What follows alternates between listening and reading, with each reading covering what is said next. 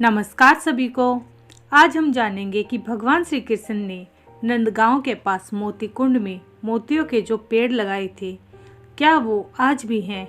इन पेड़ों का क्या रहस्य है, आइए जानते हैं। श्री कृष्ण की खेत में मोती उपजाने की लीला। एक बार दीपावली पर्व पर दीप महोत्सव मनाने के लिए सब ब्रजवासी माल्यहारी कुंड पर सज धज कर एकत्रित हुए। सभी ब्रजबालाएं अपनी प्यारी श्री राधा का श्रृंगार करने के लिए मलिहारी कुंड के पास चबूतरे पर बैठ गई। मणियों और मुक्ताओं की मालाएं गुथी जाने लगी। उस समय पास ही कदम के वृक्ष पर श्री कृष्ण का प्रिय तोता बैठा हुआ था। उसने श्री राधा की सखियों की सारी बात सुन ली और तुरंत ही जाकर श्री कृष्ण को सारा वृत्तांत कह सुनाया। अपनी प्रियतमा श्री राधा को देखने के लिए श्री कृष्ण तो पहले से ही व्याकुल थे। श्री राधा जी से मिलने की तीव्र इच्छा के कारण लीला बिहारी श्री कृष्ण को एक लीला सूझी। शीघ्र ही वह मलिहारी कुंड पर उस स्थान पर आ गए जहाँ श्री राधा जी की सखियाँ आभूषण बना रही थी। श्री कृष्ण ने बड़े ही विनम्र होकर सखियों से पूछा, अरे सखियों, ये मुक्ता कहाँ से लाई हो?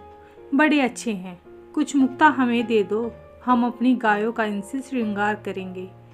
एक गोपी ने श्री कृष्ण से चुगलबाजी करते हुए कहा, अजी अपनी राह चलो, वन में जाकर गैया चराओ, गवारियों को मुक्ता मोतियों की क्या समझ।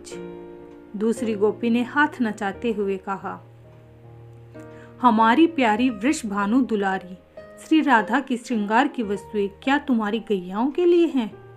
कुएं का मेंढक और बात करते हो सागर की, आखिर गवार गवारिया जो ठहरे। ऊपर से तो श्री कृष्ण याचक बनकर गोपियों से मुक्ता मांग रहे थे, परंतु कनखियों से गोपियों से किए गए मधुर भाषण का रस उनके हृदय में उतरता जा रहा था। श्री राधा की सखियां और श्री कृष्ण में तर्क वितर्क होने लगा। सभी को इस चुगलबाजी में बड़ा ही आनंद आ रहा था, लेकिन उन वाचाल सखियों के आगे बेचारे कन्हैया की एक न चली और वे अपना सा मुंह लेकर माता यशोदा के पास आ गए। अपने प्राणधन कन्हैया को गोपियों द्वारा मोती न देने से दुखी जानकर माता यशोदा ने उन्हें बहुत से मोती दिए। लीला बिहारी श्री कृष्ण का मोतियों से कोई प्रयोजन नहीं था, उन्हें तो लीला करनी थी। उन्होंने माता द्वारा दिए गए सभी मोतियों को यमुना तट पर बिखेर दिया।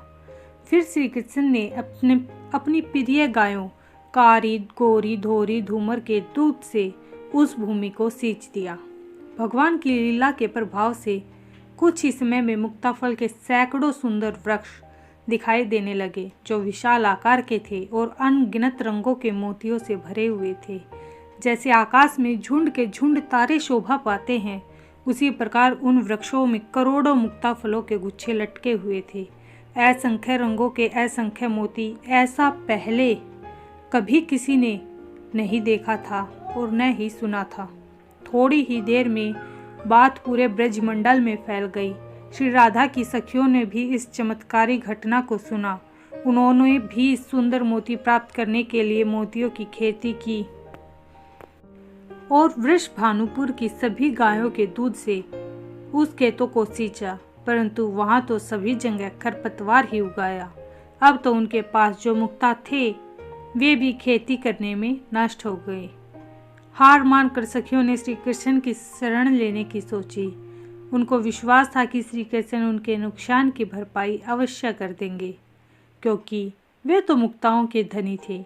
यह सोचकर वह प्रियाजू श्री राधा को साथ लेकर श्री कृष्ण के पास जा पहुंची।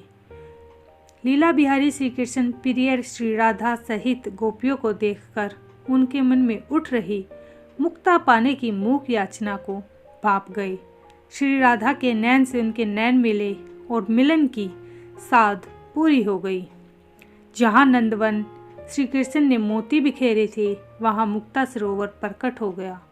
उसे तीर्थों का राजा माना जाता है। जो मनुष्य वहाँ एक मोती का भी दान करता है, वह लाख मोतियों के दान का फल प्राप्त करता है।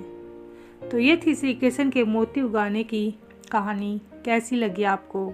अगर आपको अच्छी लगी हो तो प्लीज़ मेरे चैनल को लाइक, शेयर और सब्सक्राइब ज़रूर कीजिएगा। धन्यवाद।